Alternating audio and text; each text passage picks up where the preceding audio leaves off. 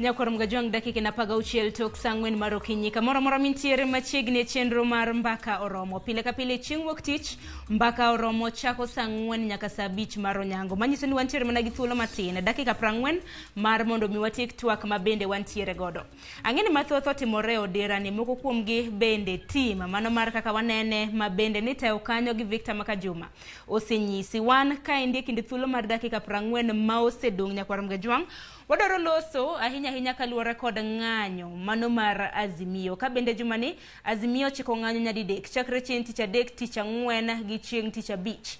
E odira ni jotelo mopogore bende oseloso kanise bende gisandi bende oseriwore e twak maket kod manyo penjo en mana ni jiwo twak e kind jotelo bende paro ni en kinde karamna saa ma bende owinjore gi sani yoronwa ote mago to machok 3:6 mbui mar Facebook YouTube iyudo wachiel kachiel itudri koda mbui maga iyuda @SharonOng'aw. Kiny makawuono antiere gi welo kaendi mokwongo antiere gi jadolo mano bishop mong'ere kaka Arwing Sioto mabende en bishop mar Holy Trinity Church in Africa Diocese of Masogo East. Dong ayude? Yude wale. Amosi ni mesa, amoso ganda. Erokamano ojoka onagi nyikwara mugajwang' amoso duto ni msauru kendo walamunu maber mondo ubed gi kwe e piny mar Kenya kani. Erokamano inya bishop yoto kopogore gi bishop yoto Nyakwar mgajwang' bende antiere ka gi National Odongo hang'eni nitiere koda ting' mopogore wiye kata kamano odiochieng' makawuono en kaka janon siasa donge Nation mos jopiny. Nyakwar mgajwang' kamoro moro ma untiere amoso no oyawre uru. Erokamano ahinya Nation achakodi bende paro ni kinde osechopo mar mondo miyo jiw twak ahinya e kinde jotelo ma pacho kaende. Sharon kachako kinde nochopo chon. Ifat sani koro en wach mani wadeko. Nikech sama koro pinywa nochomo en gir wich kuot. En gima kapo ni ng'ato ng'ama nigi kara chuny mar ni in ja Kenya ma iluongo ni patriot to chunyi ywaka yani pi wang'i chwer ka dog iye. Kama chope an adhi nono ka jotelo kamoro amora both joma nitie sirikal kod joma nitie opposition wawuok oko okwadani mondo wadok piny. Ok nyayudo ka maybe onge ng'at moro amora ma nitie opposition wach ni wadog uru piny wawuo ji te nitie ni wadhi ng'anyo.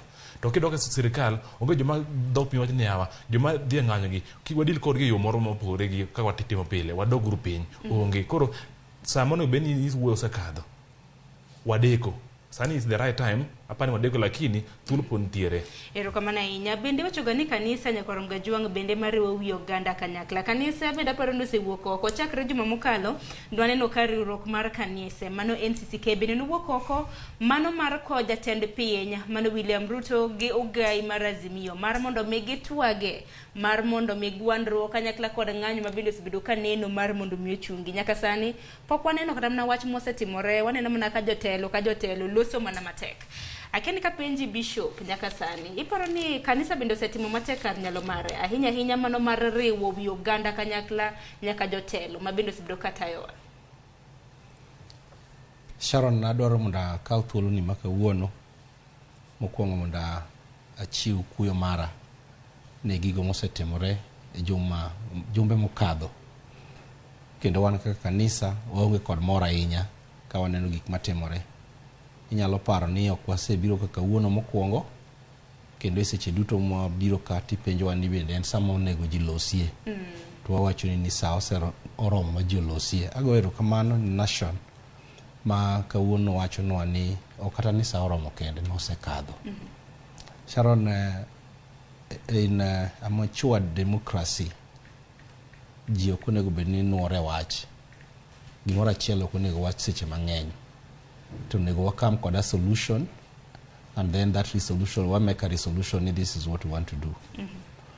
Kama wachope kawuono ni kaka kanise waluongo jatend piny ma iluongo ni William Ruto mondo one gik matimore oko kendo koseneno gik matimore oko to ne the necessity mar piny mondo obed piny olosi.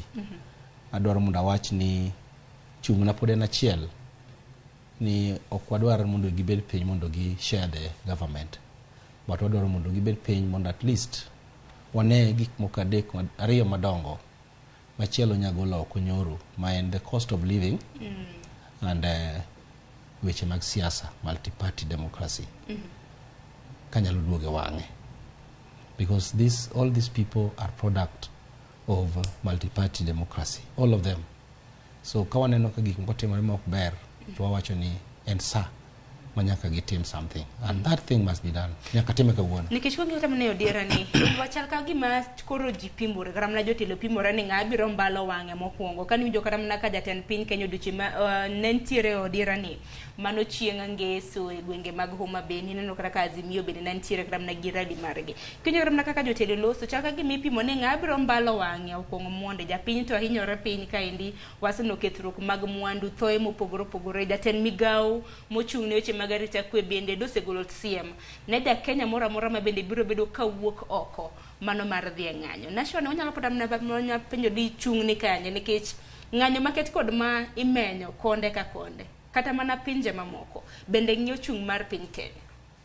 Sharon kuponi samoro maybe ot moro maybe nitiere tungni moro to ng'ama ng'iyo wang'ni ni odni ogore piny nikech ng'owa wuon odni ot ma wan godo jadolo moro no wuoyo ni Muheri Manyeri ajuzo Manyeri no wacho ni wan gi onget to onget ni ka wate walare to dhi yes to kodhi konyo wate.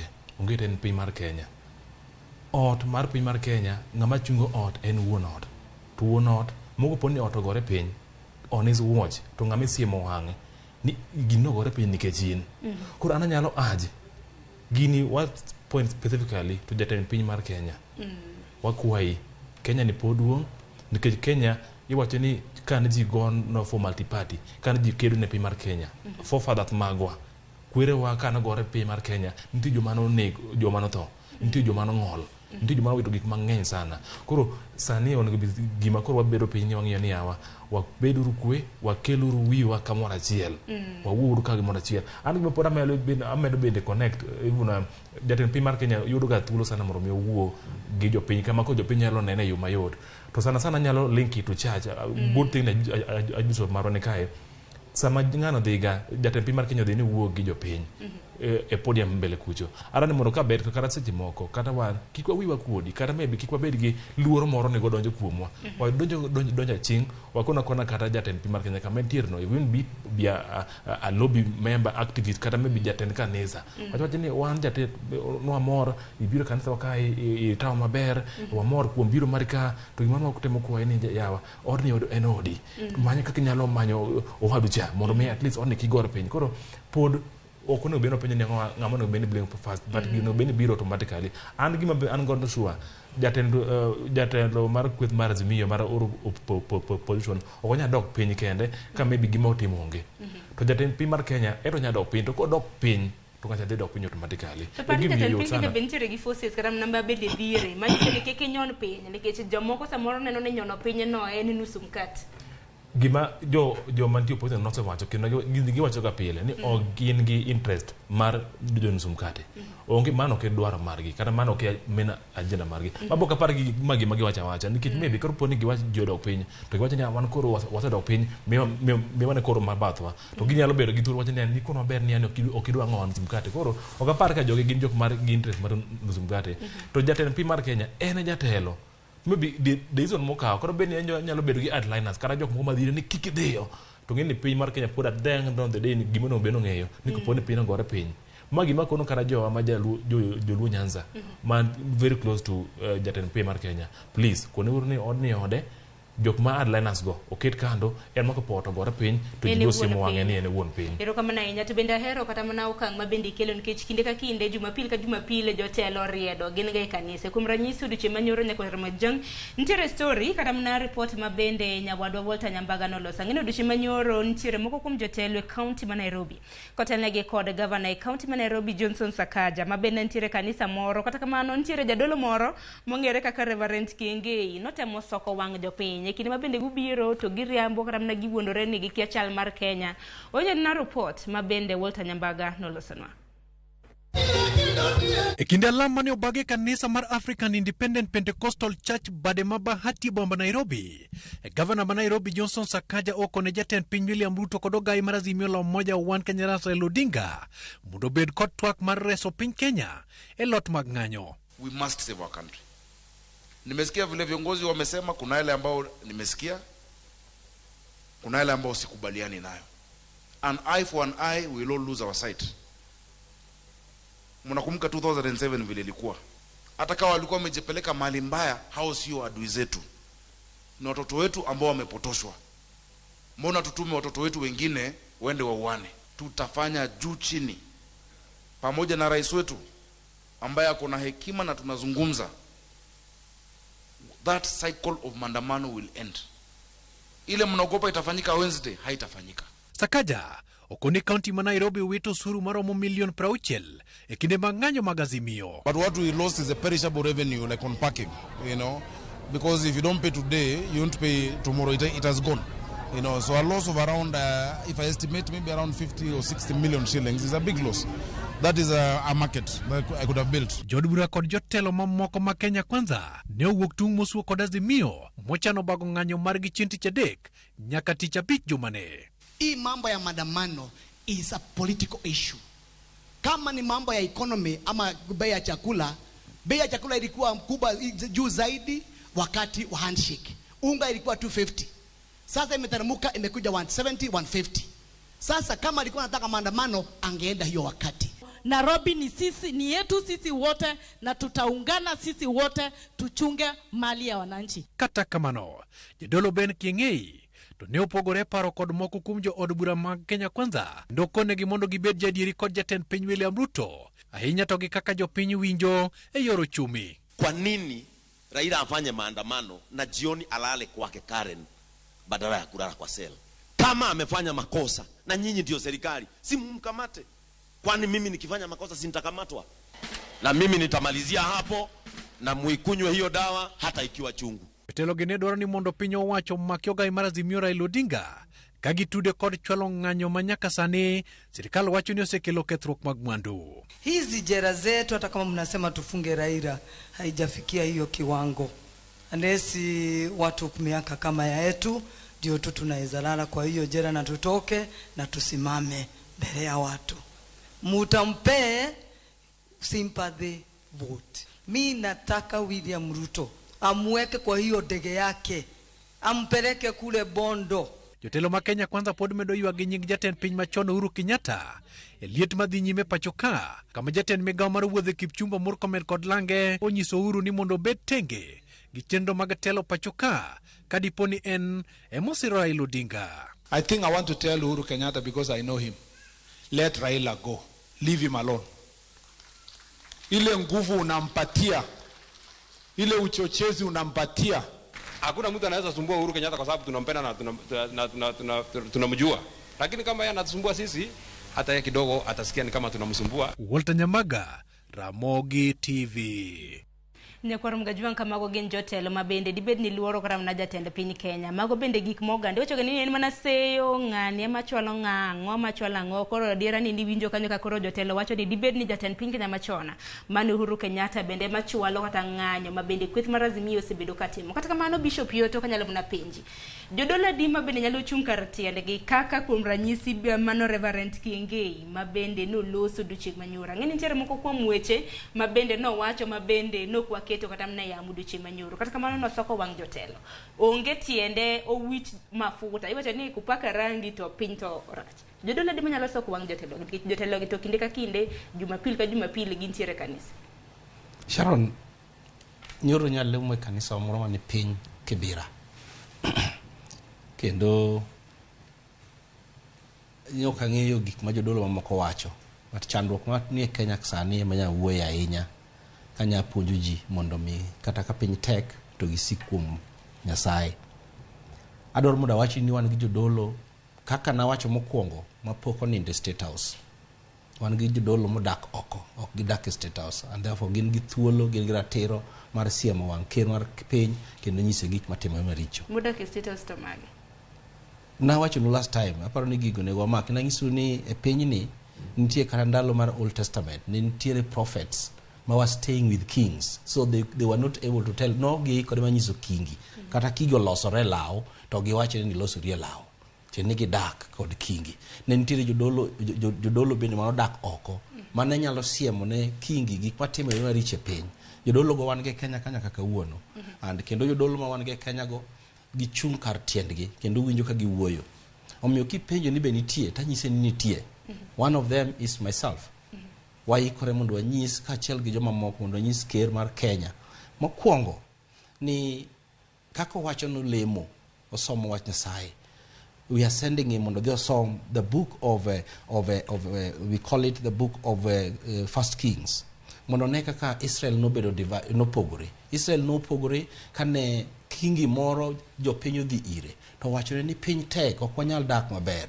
Baba u nohinyo wahinya to kane ochuoko ling to nodhi obedo mowuoyo gi jomoko to wachonegi ni ka baba na nomiyo ting' ma half, I'm going to double it 3 times. And why is the same statement manyicho winjo machiegni ka ker mar Kenya wacho kana wacho ni ji ugona koko abiro chungo nu matek abiro chung kuomu abiro idho utawuotho kuomu to unenelo. That is the Kisungu wacho ni pride comes before the fall. And gimone ne piny Kenya sama koro wantiere goni ineno ka jomoko loso kanyo sani and kagi nyalo loso kaka giloso no molo akaw kaka Sakaja kaka nyo loso nyoro kanyo and the president of the county to nyi winjo joma subject to those to the president of the county kawacho gima opogore. Saron awacho ni Karuto William Samoei man president of the Republic of Kenya through the ballot was contested, through the Supreme Court is also contested, but now is through constitutional means. Kokonyal winjo gik ma jo Kenya wacho. I'm telling you the writing is on the wall. Nikech gimomiyo nikata mna wabedo gi twak mar okinyi makawuono. Waseneno kata mana ng'anya ariyo moseneno machiegni ni mano manotimore Sabasaba gimano timore juma mokalo kwan mag oganda mathoth. Ne olalo ngimagi kwaneno kanyo ng'anyo mar Sabasaba ji 6 ng'anyo makoro norumo ni ji madirom 10 mano kwan mag ji 16 joma nohinyore bende thoth kaluwore kod oteku mathoth mabende obila tiyo godo to obila tiyo godo oteku makamaendi ka bende winjo kata mana ogai mano mar obila jatend migawo mochung' ne weche mag arita kwe Kaluso wacho ni ng'anyo makamagi kata bed ni Katiba osiro kata mne pend chike kare 37 ni nitiere rights of picketing and demonstrating. En mana ni giwacho ni jotend Azimio onge andika mora mora mabende gindiko negi to gimbe dok giyie gi ng'anyo maket kod maga emomiyo nokang' makamaendi osebedo kata mana kakilo rochruok.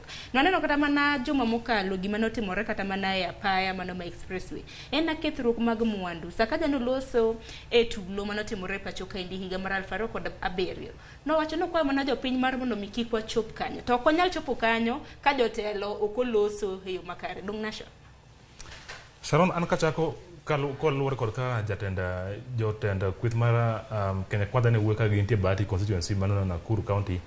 Ng'eni Sharon da kon gimoro koponi samoro ichiemo yieng to kata bed ni maybe jintie meta chiemo ikwanyo chiemo kata moro war piny at least nyalo chiemo tinyalo wuok kaka joka wuoyo.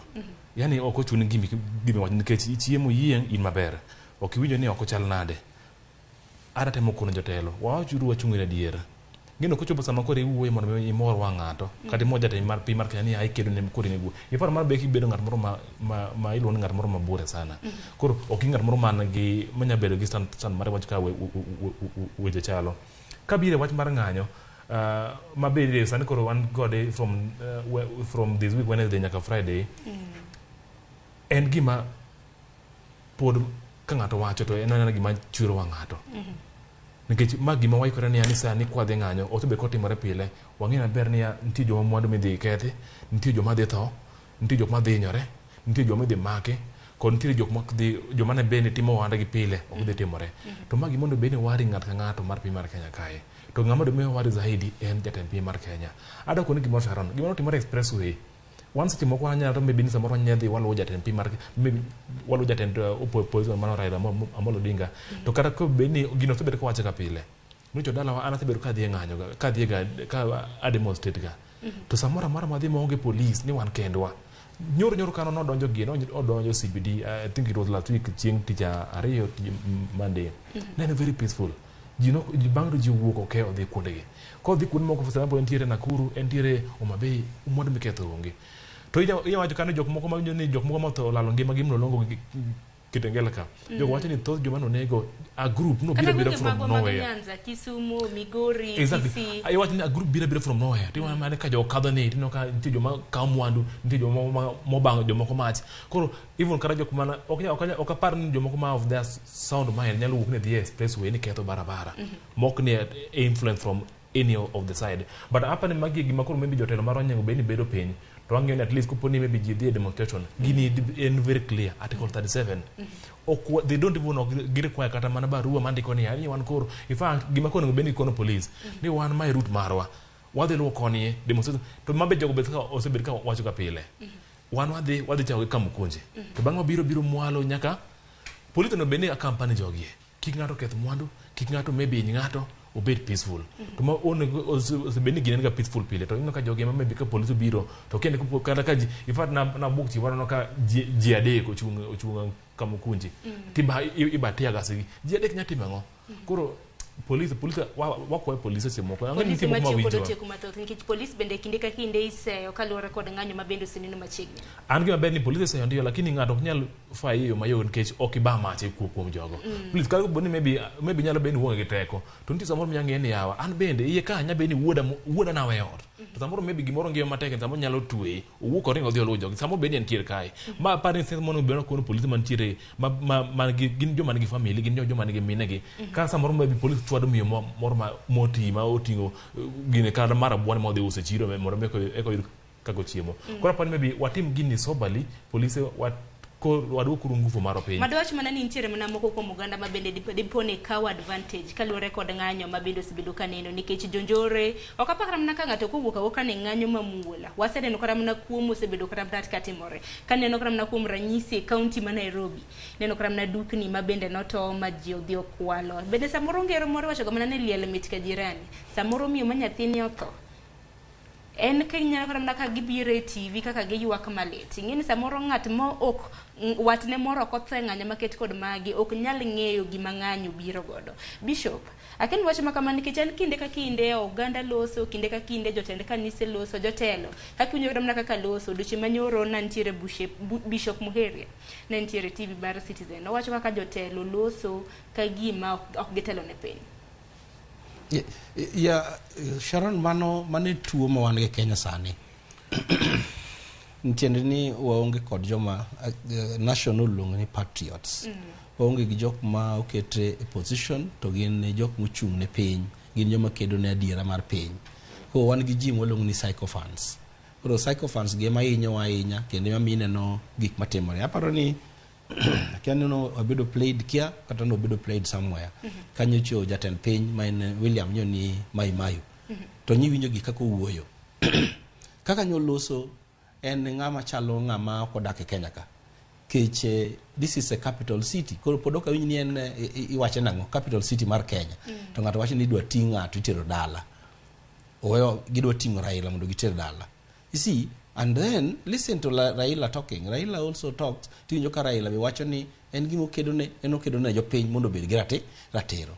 Now mai kama koro wachi cha bire mondo ji ariyo gi odwar yo magi bedo go piny mondo mi gilosi because Sharon nitiere wuondruok mang'eny ahinya aneno gimoro aneno nyoro gotieno ni kethruok mocho kethore ndara ma expressway nyocho tim chudo mare repair mare million 700 an million 700 ni iwachonwa ni noyud coffers mag Kenya kaka ni nono nyose chule manyose yaot to mano suru mwachulo michulo national understand kar mikel kara na dongro subtende koro ma egima wan kaka jotend piny be onego koro wang'iye ng'anyo ni ng'anyo ni konyowa koso ng'anyo ni ok konyowa kanyo an Kisumu to nyalo jo Kisumu kanyo loko trend maber ahinya ng'anyo kagi wango tile to gi wango tile in the middle of the dual carriage so ko wange ndara wange maluka but you see kaka wuni ketho nderni and kandara osekethore to joma biro loso ndara ni gin in ka achiel kodan actually the president of the republic akiani bote usuru rawinjo ni tinguno no dhi chulo usuru akiani bo chulo to kata ko chulo pato gione go chulo koro magi gik ma jo telo wa riyo men Raila gi Ruto nego ngi mondo wangi ni ta adier ka piny ni kethore kama how long will it take us to repair now the other thing mabinya ka ngi en wach mar police for sure is not acting in good faith. Kaka gitimo gigi ok ber. And I also want to say the populists, but they are not acting in good faith.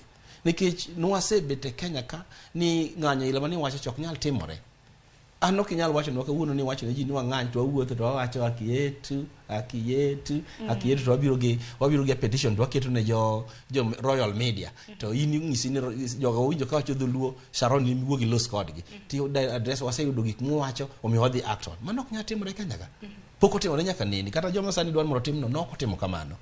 So that nitiere language ma ng'amo koso ne ng'ato e Kenya ka winjo. And ing'e ni wan nonyuolwa at that time. Wan nonyuolwa at a time akidir chief timi pesa tiwacho ni mano mar dhokalam. We didn't know ni mano is corruption. So wan wadongo kwa ng'e ni chief kondiko ni gimoro kaka ndiko ni timi dhokalam. So mae kaka Kenya osebet ni the language ma ng'ata motelo biro winjo. And you have actually to press harder.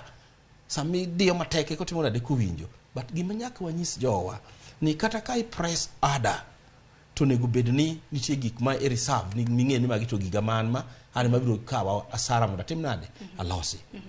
Adoro mondo wach ni kikwa blame Asimio in totality ni this wasenga nikech en seyo koni gi koni serikal seyo emomi awacho ni kikwa blame gi entirely because joma muko gik moko kuom gi actually are planted. Wane kanisa na nyisi last time pore chaka ni wane kanisa nitie gik iluongo ni stage plant miracles ma obere plant so miracle no kotimore nade okotimore. So these people, some of them are just thugs molosi mondo mi o paint ng'anyo mane timore nade mane dhi mbele nen marach because we watch the truth.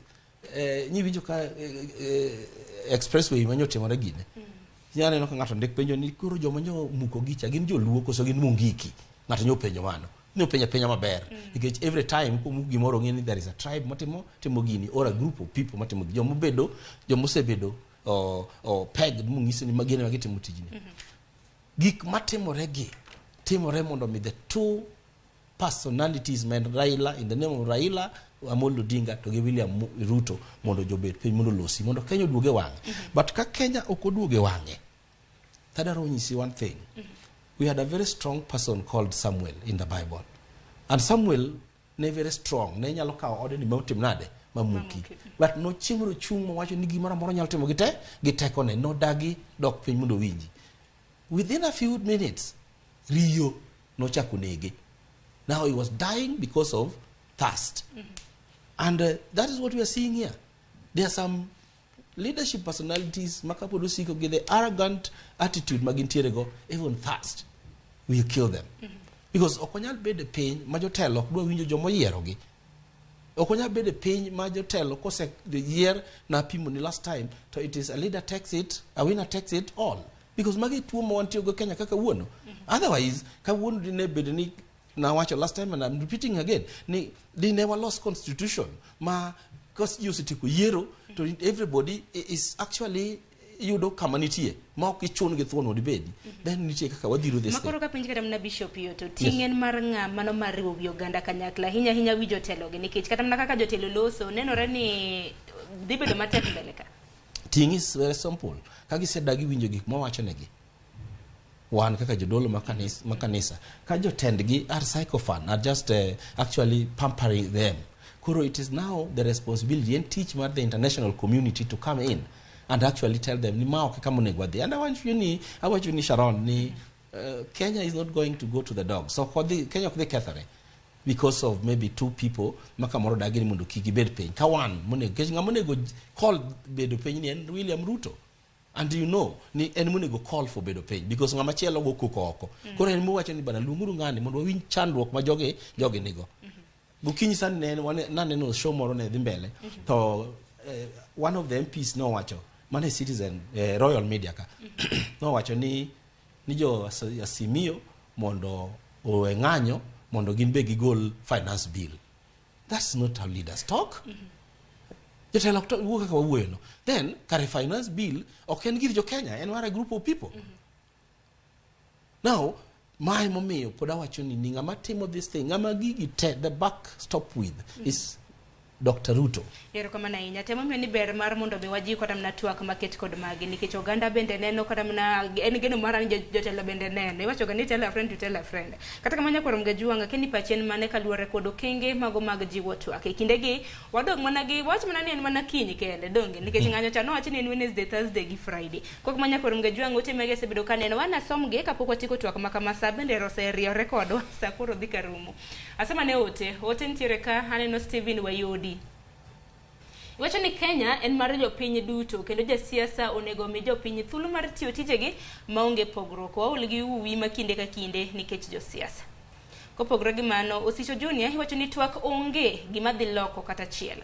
Omiyo anta neno ni ng'anyo odhi mbele kata wan be ok en morwa mondo waketh tijewa ni wadhi e ndara but en mana ni pek mar ngima omiyo kata yor nueng'o be odok piny sana koro ng'anyo to wadhi haya mano Osicho koro siro ng'anyo mabende dhi mbele. Vitalis Anyange iluongo ni duol mar NCCK oluongo Ruto kod Baba e buo kom gi mar mondo mi gilosi to ng'amodagi to jokenya te okwede gi teko te machik omiyo gi keni bishop kata nacho ni paro nango kaluore kod okang' mabende Vitalis wacho kanyo. Odoyo Aimbo iwacho ni jotelo ariyo go obed piny olosi mondo kubedie piny jopiny hinyore to mana dier wacho ni farese ariyo kadhao lume ma hinyore. Ote machielo Engineer Lazar iwacho ni tich dhi bedo matek ne sirikal nikech gitemo applying combative approach to the ongoing issues. Well, in real sense, Ruto is the main cause of everything. Koro ng'eni mano koro eseyo, Ruto eseyo, Raila isayo gi koni. Wacho ni Ruto sibedo ka promise heaven to launch hewa. Sani koro, large number of Kenyans ose lose hope even in life. Kopogore gi mano, ote machielo Victor Charles, iwacho ni jo sirikal osiko mana ka go korgi. Chalni, ogide chandruok ma jo Kenya neno. Erokamano ahinya. Koka manya korom gajuanga soma imugi Isabella Nyango wacho ni government masani ok gin ready mar winjo ywak jopiny. Instead they just stamp themselves while threatening Kenyans of not demonstrating. I wonder which Kenya we are and our voice is to demonstrate. Ero kama na inya kata mnake neno ote mabende oganda mapacho kendi oro gisema na jotelo kaluore kod okenge mar goyo korgi waneno moko mabende dwa tugo kata mna Ramogi TV ka gigo korgi iwacho ni isiro mana kuma chiemo wuoke nashona anyo na pachi mano mag joneno bang'e brunjo pachi mogik kaluore gi thoro wach montiere go. Sharon eriji mokalo mane mar kero Uhuru Kenyatta no kero finance bill mano loko actually no apply to bill mar fuel petrol product mondo mi obed from 8 to 16 par jopiny no ywak ne ka jopiny no se ywak no dok pinyo winjo ni wacho ni ngima tek tipat diere cha ngima ne tek moloyo and then ngima ne bet ne berbere to at least no kelo ji kanyakla te mane kelo bil machal kamano but in gi numbers to ji no nya pana gini inyowa no gima no timo yat numbers ndio odhi e ground mwal kujo upepe engineer wa waran mondo med gini una nango ni sani pod gini tek sana duoki gini pinko mondo bono ngimo dok pinko mondo kangwa ikele mbele kae no te mare kamano at least odok owinjo ji koro bende mano be gima watemo keno ne jo ten piny mar Kenya masani yawa ngima is not as it is and in fact chunya kuyo ka awinjo ka jatelo moro wacho ni sani kene mogo last time it was 250 no sani it was nen mia gi wiye kae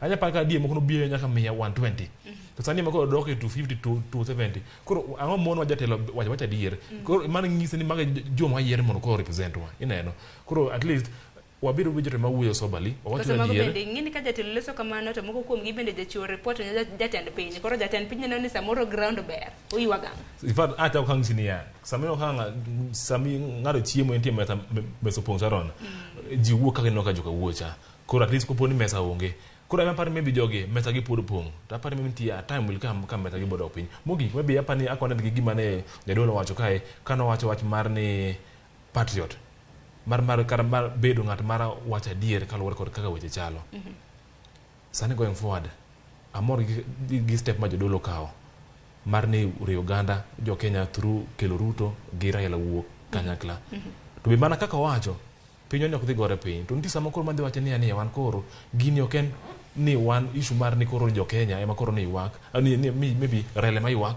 to jo Kenya pek ma jo Kenya pek gima teko idho malo wadan mondo ubed piny winjwa gima wacho ok ni gima Raila wacho koro wan ok bi yene piny mar Kenya mar dhi piny will use even kaka jopiny wa even collect nini petition wa tene ita national body. In fact, amapi ni negisate at least negise wuoyo. Mabende joma negi point sana, negis point specifically ni police. Police do itiyo gi force mang'eny. Makara gimbe ng'eyo. Ng'eyo nane Sharon. Magi gik ma neno ga very clear. Ng'ato kanya wuono ng'ato ni ani koro ng'a joge mokelo ji, police koro goji gi buna ni karango. Serikali mo sponsor gi kata even ka iweno neno the truth in them. Koro at least amapi ni gibiro gi point out we are happy ni going forward they will do the right thing. En mogik an gima maybe pod jotend piny mar Kenya sani wacha nino ka sani jatend piny mar Kenya wuoyo, deputy mare wuoyo, CS interior mano Kindiki wuoyo, en gin makaro poni winjo ka jatelo wuoyo, ma jatend piny mar Kenya ma ng'amo chunye jarita piny mar Kenya kae ma wuo kamae. Koro apani maybe jatelo maybe kata kaponi ng'ato nigi paro moro marach mar timo ne Raila Amolo Odinga to ok iwach kamano. Koro mano ng'iseni mag mana threats. Koro lakini mano ok mon iwacho ni you can kill, inyalo nego jaote to ote to kinyal nego. Koro ng'eni ote en jatend piny mar en jopiny ma ywak ni yawa ngima odhi kodo matek to ng'ama tero ne gi ote ni mabe tero yo moro mokwe moko keli koko moro amora en Raila Amolo Odinga. Koro wan mane message mwaoro ne jatend piny mar Kenya, please winje ywak mar jopiny moro kaka jiwacho. Nikech sano kene ywak kadam na marugai mar Azimio donge ne ywak jopiny kaluwore kod pek mar ngima EPRA bende waneno chien tarik 14 bende na gitamo duoko chien nengo mar mafuta to kedwoke gin otonglo bende en kata na wega makelo. Bishop awinjo kram na pachi kaluwore kod paro ma bende oganda ma pacho ka ndi oro kanyakla gi wachni mogik watieko. Somebody miluongo ni Lasaro engineer Kanyamboko owacho wach moro madwaro tudo gi gima nadana tiekgo. Ker Ruto nyiso wacho ka en Mayu ni he will mobilize all the resources, none should blame him, and ka ker nyalo tiyo gi all these resources none should blame it for the betterment of this country, Ruto will be a perfect president. All the resources. The resources means ni onyalo tiyo gi the judiciary, onyalo tiyo legal part, onyalo tiyo gi economic part, onyalo tiyo gi political part mondo Kenya bed kama ber. He will be a wonderful person. That means ni if he can use all the resources mondo we come together Raila, to Kenya will be a better place to live in. But ko tiyo gi those resources marach mondo at least kik ji ngato blame ni ngat moro tho. Yeah, death of one person. I was living in 1991 and 2 when Uko died. It was all hell, but kawuno ongema. I'm named after somebody called Agwing Skodek. Makane otho nikiani tho accident or kichokayo, and it was political. Things were hell, but later on gik mokode. So it is not Raila. Not mobilizing the resources mondo otiek Raila. It is mobilizing the resources mondo mi uduok Kenya to the right track. Adwaro mondo wachi ni nyasomo social media ka ng'ato wacho ni penjo ni MP moro dhi dalagi to wacho ne jodalagi ni unu pedho bando ka bech mogo duogo chien to ng'eni bando ube nyaka dog chien. Nito koro ji nyokwere wacho ni bech mogo to nyaka doga ng'oa doga chien. So those such talks kaka national wacho manyaka wangi. Finally, 2 things. Number 1, the cost of living is for the common mwananchi, because President Ruto ok feel it, but want wawinje. Nyaka nyathigi moro nitie bath dala ne kacha mawinje, because he's not feeding the populace magwengi. So cost of living must be lowered down through all means, because of puro bando kene mabiro miyo cost of living odok piny. Cost of living nitie gik mang'eny, we don't mogo itiyo ga tieka mogo. Nya winjo ka inenyo wacha ka ne ndeke giri moro ni ng'ato no wacho ni bech sufria tin moloyo bech mogo, to sufria itedo go mogo itedo go pile to sufria itedo go dichiel. Chal gi gima ne Ruto wacho no wacho ni mitungi mabiro dok piny. Mitungi ka seng'iewo achiel mar gas to abiro tiyo go ta higni 40. An gi moro ma nang'iewo ka donjo ka 2016 pod ler kabisa. Number 2, mogik en multi-party. Sharon nawacho ni jodolo ma waparo kaka Njoya, waparo kaka Gitari, Bwana Okolo, Muge died because of multi-party democracy. And multi-party democracy now oriwo nyaka Ruto and Kenya Kwanza nyaka Raila. They must revive multi-party democracy in this nation.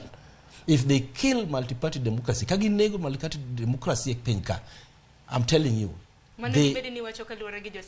Masani koro ikaw tidwoko koni. We need nika in politics, political affiliation mari to bring men there.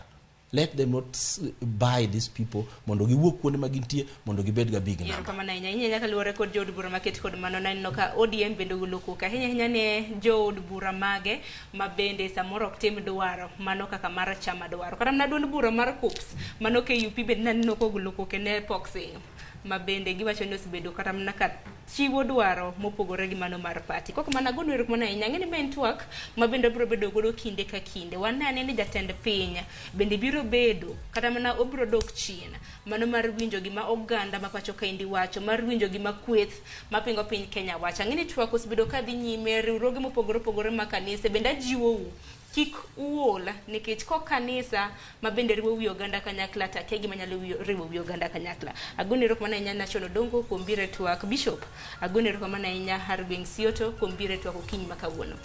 Ne korum ga jongin bende agoni rok mana inya kuom kete chenro makamano chako sapagaro mar okinyi kana ntiere ka ginya wadwa Cleophas Luoch gi sani dakika na dek mar mondo mioro msa bich mar onyango gi kanye makilwe giko mar twak maket kod magi weche mabende timore kor gwenge mopogore opogore pacho ka indi duto te ibro bedo ka iyudo e weche magwa manyena mago mag migago man kaka pile mana kanya wadwa Victor maka juma notieko iwacho gani in ema bende itelo mano marito ngimani to bende kwe e ber bodho kinde ka kinde. Oritur masani nyinga Sharon Ngao.